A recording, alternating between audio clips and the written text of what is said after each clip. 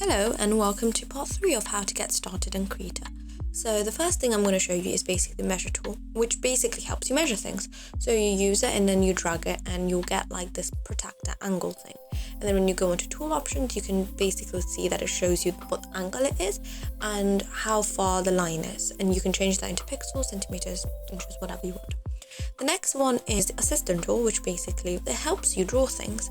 So the first thing is the Concentric eclipse, which helps you draw an oval. So once you click on it, it becomes more solid, and then you have these 3 nodes that you can move around, so you can edit it even after you've placed it. As you can see, there's these 3 little things. There's a diamond thing, lets you move it around. The eye basically hides it. Cross basically gets rid of it. On the tool options, you can see that it has opacity, so you can change how opaque it is, and then it also has the color, which basically you can change what color it is. You go onto your brush tool, and then on brush tool you click snap to assistant, and once you click snap to assistant and you go and draw, it will just draw around that circle, which is the normal eclipse. But the concentric eclipse can do something slightly different and get the concentric eclipse up, and then you go back onto the brush tool and then you start drawing again. It's not just going to do the outline of what you've drawn, but it's also going to draw different radiuses. So it can be smaller than that or bigger than that, but it's going to still follow the same curve, if that makes sense.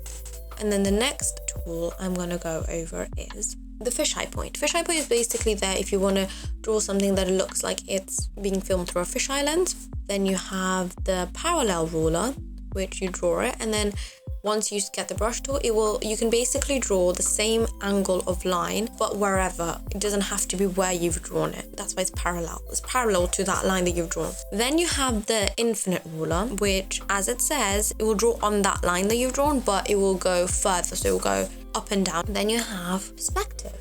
Perspective is basically there for you to help you draw perspectives. So you have the one plane perspective, and then I just show you how you can change the color and then the opacity and stuff. But there's also another nifty trick that you can do with it. So you draw the first plane, and then if you go onto whatever edge and then you double click it and then you drag, it will give you another plane. So basically it will be like a room for you. It will be really helpful if you're drawing buildings or whatever you're drawing, and when you go into brush tool, it will follow any of those lines that are there in perspective.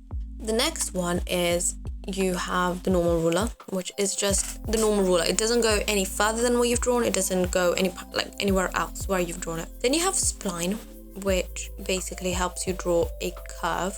And then you have Vanishing point, which you click where you want your vanishing point to be, and then you get all of these lines coming off it. And you can move it around and you play around. You have these different nodes as well. But this one has also got this thing called density. So if you move it up and down, you can see that the amount of lines coming off from the vanishing point increases and decreases. You can adjust it to have it however you want. That's it for Assistant tool. So the next thing I want to show you is how to resize your canvas. So let's say you're drawing something, you want to make it slightly bigger, you've got the wrong size at the start, whatever. So the easiest way is you just scroll down all the way to the bottom of the page, you have the arrow, you click it, it will basically expand it wherever you've clicked it. So you can go up, down, side to side, wherever. So that's the easiest way and the quickest way, but it doesn't give you a lot of control of how much you do it. It's just a certain amount. But if you want more control, you go basically into image and you go down to resize canvas. And when you click on it, you get this little page that pops up. So on there, it's on pixels right now. So you can increase it in pixels. You can change that into whatever. Next to, you have that little arrow and you click on it, you can change it. And the thing is, if you go down with the red box, you move that around, it will basically tell you where you want the addition to be made. The next thing I want to show you is dockers. So as you can see, you have all of these different panels on the side. They're called dockers. So if you press this little thing on the right upper corner, it will come off and then it will be free to move around. But the thing is, there is a lot more dockers that aren't available outside. So you basically go onto settings, you scroll down to dockers, and then when you click on it, you see all that's available.